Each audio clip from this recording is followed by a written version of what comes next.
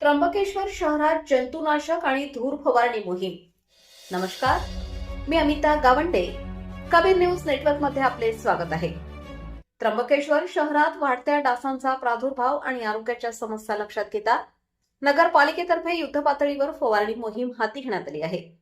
त्र्यंबकेश्वरच्या नगराध्यक्षा त्रिवेणी तुंगार सोनवणे यांच्या मार्गदर्शनाखाली संपूर्ण शहरात जंतुनाशक फवारणीचा धडाका सुरू झाला आहे। आरोग्य सभापती सौ जयश्री सागर उचे यांनी प्रत्यक्ष रस्त्यावर उतरून या मोहिमेची माहिती दिली।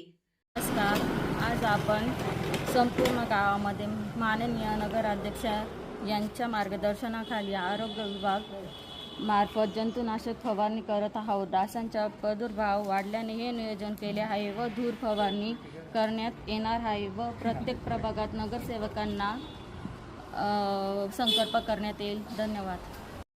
डासांमुळे पसरणाऱ्या आजारांना आळा घालण्यासाठी केवळ जंतुनाशकच नव्हे तर ठिकठिकाणी धूर फवारणी फॉगिंग देखील करण्यात येणार आहे।